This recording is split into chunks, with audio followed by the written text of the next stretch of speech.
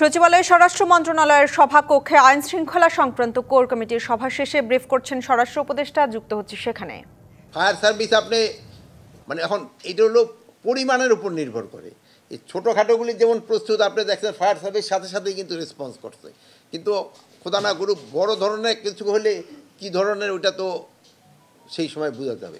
আর দোয়া করেন যেন বড় ধরনের কোনোটা যেন না হয়। স্যার, আপনি গত বৈঠকে বলেছিলেন যে ওই যে গভীর রাতে যে একজন সাংবাদিককে বিনা ওয়ারেন্টে গ্রেফতার করা হবে, ওই সময় বলেছিলেন ওইটা দেখছেন, ওইটার ক্ষেত্রে আপনি মিডিয়ায় ওইটার ক্ষেত্রে আমাদের দুইজন সাংবাদিকের ভিতরে আলোচনা হয়েছে। ওখানে বলা হয়েছে উনি যে কাজটা করছে ওইটা উনি সাংবাদিক হিসাবে করে নাই, ওনার কাজটা ছিল অন্য ধরনের। আপনি আজকে এখানে সাংবাদিক করতে আসছেন, বাট আপনার সাংবাদিকতা একটা, আর এখন আপনি যদি গিয়ে বলেন ভাই আমার একটা গানের লাইসেন্স দেন, ওটা হলো কিন্তু একটা আলাদা।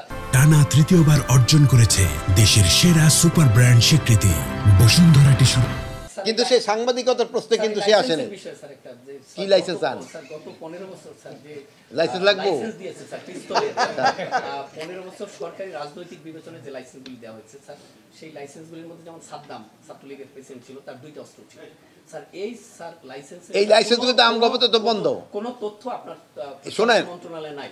কে বলছে? স্যার আমরা গেছি স্যার, গেছি এই নিউজটা করতে স্যার, কোনো তথ্য এখানে নাই। শোনেন, লাইসেন্স যদি সে নিয়ে থাকে সেই তথ্য থাকবে, আর সে যদি অবৈধভাবে কোনো হাতিয়ার রাখে ওই তথ্য তার স্বরাষ্ট্র মন্ত্রণালয়ে থাকবে না। বাতিল হয়ে গেছে, অস্ত্রগুলি উদ্ধার হয়নি। আপনি নির্বাচন শোনেন, লাইসেন্সগুলি বাতিল হয়ে গেছে, যেগুলি তো বাতিল হয়ে গেছে। আমরা তো সব লাইসেন্স বাতিল করছি তা নাই।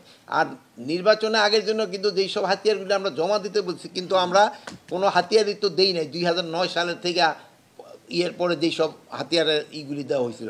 স্পেশালি যদি সরকারি কর্মচারী হয়, শুধু তাদের ক্ষেত্রে শুধু কনসিডার করা হয়েছে।